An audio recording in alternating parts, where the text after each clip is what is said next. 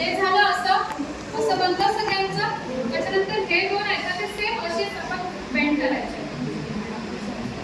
Equally bend करा, असं वरखाली अधिक नको ठेवू. असं हे इक्वली